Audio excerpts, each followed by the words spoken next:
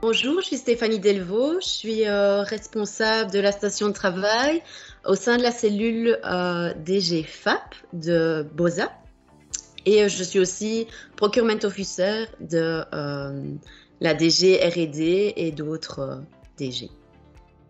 Ik ben Björn Maras, Procurement Manager van de FOD BOSA.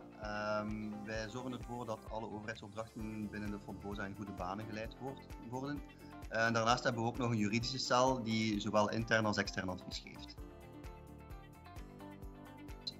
Het is zo dat er heel veel thuisgewerkt moest worden. Dat waren de maatregelen die genomen werden door de Nationale Veiligheidsraad.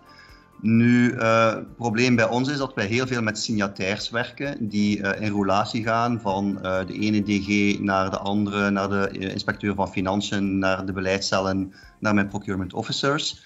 Nu, als je thuis moet werken, ligt dat natuurlijk een beetje moeilijk.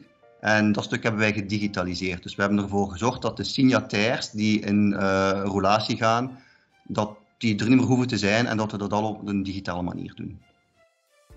Dus, het project is al sinds 2017 een stuk in roulatie. Het is wat moeilijk op gang gekomen. Het kent veel moeilijkheden in de uitvoering ervan. Maar we konden ook niet anders dan te zeggen, ja, als de tool op zich laat wachten, dan moeten wij er wel voor zorgen dat wij iets anders kunnen aanbieden aan onze klanten, laat het ons zo zeggen. Want we blijven ook nog altijd een stukje interne ondersteunende dienst. Om ervoor te zorgen dat het stuk waar wij in ondersteunen, dat gedigitaliseerd kan worden met de tools die vandaag wel al ter beschikking zijn.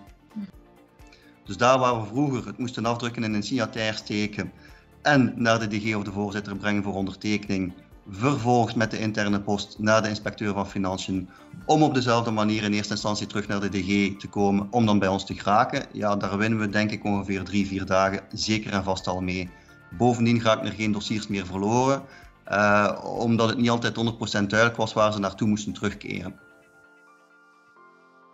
Je pense aussi que le Covid a vraiment accéléré dans le sens où nous étions à la maison sans possibilité de se déplacer sur place au ETC. Et donc là, voilà, le travail continuait, les marchés devaient continuer, devaient être attribués. Et donc là, ça a donné vraiment une impulsion et c'était la seule solution en fait pour pouvoir faire notre travail correctement et sans retard. Donc je pense que c'est vraiment ça de se dire qu'effectivement, sans la procédure électronique, nous ne pouvions pas travailler. Donc, je pense que ça a vraiment accéléré les choses, même si depuis des années on en parle. Voordat de effectieve lockdown er gekomen is, waren er uiteraard al genoeg geruchten dat ook België in een soort lockdown ging gaan. Dus op zulke momenten speelt er natuurlijk al heel veel door jouw hoofd. Hè? Wat gaan we dan doen op onze manier, met onze manier van werken? Ga ik mijn mensen dan terug naar Brussel moeten sturen om signatairs te laten vullen, allemaal in één dag en alles rondsturen voor te laten tekenen? Dat is toch ook geen manier van werken. Voor mij primordiaal in mijn geval is de gezondheid van mijn mensen ook nog altijd. Dus dat was voor mij out of the question. Dus voor mij was het belangrijk om te gaan kijken, oké, wat is hier nu? Wat moet er gedigitaliseerd worden om ervoor te zorgen dat de diensten die wij verstrekt kunnen blijven worden? En wie komt daar allemaal mee in aanmerking? Wie zijn mijn stakeholders? We hebben wel de directeurs-generaals, oké, dat is één stuk, maar we hebben ook inspecteur van Financiën, we hebben onze kabinetten. Dus op een bepaald moment, nog voor de effectieve lockdown, toch al eens een beetje gaan rondhoren, hoe zouden we dat kunnen gaan oplossen? Wie is er voorstander om de dossiers eigenlijk digitaal over te maken? En heel fijn, de inspecteur van Financiën direct mee met het verhaal.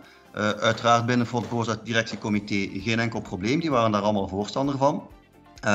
Beleidscel is een beetje een moeilijker verhaal. Daar zijn we nog altijd niet in geslaagd om de minister te dwingen, zouden we niet durven zeggen, maar ervoor te zorgen dat hij ook op een digitale manier de dossiers ondertekent. Maar de verschillende stakeholders op het kabinet na dan, die zijn ineens in de dans gesprongen, laten we het ons zo zeggen. En op een week tijd, 1,5 week tijd, hebben wij eigenlijk het in gang gezet. We zijn heel snel geschakeld en op 1,5 week tijd hebben wij dat proces gedigitaliseerd van de signatairs. Ja, de verandering effectief is van onderuit. Hè. Ik heb het genoegen het team te mogen leiden, maar het is teamwerk ook. En we hebben ervoor gezorgd dat wij dat allemaal samen kunnen bewerkstelligen hebben en dat we dat ingevoerd hebben op een heel eenvoudige en snelle manier. Iedereen heeft zich daar heel snel aan aangepast en dat lukt heel goed.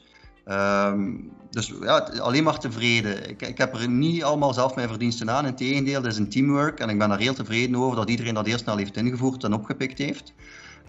Voor ons blijft ook nog altijd belangrijk dat wij, ongeacht de tools die we dan kunnen gebruiken, dat er ook nog altijd het menselijk contact blijft natuurlijk. Hè. Digitaliseren is één stuk, agile werken is allemaal heel fijn, maar niettemin merk je wel dat voor sommige zaken er toch nog altijd een heel goed persoonlijk contact nodig is om dingen sneller te laten gaan. Fijn natuurlijk, hè, want je zit in een heel negatieve spiraal daardoor die COVID en al die negatieve berichten, maar je pikt dat wel op als iets positiefs om dingen te doen veranderen. En het is fijn om te zien dat iedereen daar ook achter stond en dat we dat snel hebben kunnen invoeren. En uiteindelijk met een resultaat dat voor iedereen bevredigend is, niet alleen voor de gebruikers, maar ook voor ons. Het is voor ons nu heel fijn om te horen, oké, nog gaat wel snel bij jullie en het was inderdaad gelegen aan de signataires. En oei, dat advies van IF is er al. Hoe kan dat nu? Ja, dat is omdat die signataire niet meer de ronde doet. Je pense que oui, effectivement, se dire qu'on a déjà pu faire un si beau travail en si peu de temps, je pense qu'effectivement, on peut encore aller plus loin. Et effectivement, ça peut nous donner des idées. Après, voilà, certains points sont encore à adapter, à être adaptés, effectivement. De sleutel is er een match tussen het technische en het juridische. Oké. De wil is er altijd, de wil is er zeker. En wij zouden niet liever hebben dan de dingen te digitaliseren. We leven nu eenmaal in die wereld en wij moeten daarin mee en wij willen daar absoluut ook in mee. Al waren het maar voor snelheid te winnen, voor tijd te winnen, voor iedereen nog sneller tevreden te kunnen stellen. Maar soms botsen wij op limieten waar dat het technische niet verzoenbaar is met het juridische. Wat moet er dan aangepast worden? Ja, als het technisch aangepast kan worden, heel fijn. Juridisch aanpassen is altijd een beetje moeilijker in België. Maar ook daar proberen wij toch gewicht in de schaal te werpen door onze aanwezigheid, bijvoorbeeld binnen de commissie overheidsopdrachten, om daar zulke zaken op te werpen, om ervoor te zorgen dat daar waar mogelijk wetgeving een stuk aangepast wordt, bijgestuurd wordt, in functie van hetgeen wij willen. Dat is bijvoorbeeld ondertussen ook gelukt een aantal jaren geleden met het elektronisch factureren, de e-invoicing. Gaan we daar op hetzelfde elan verder?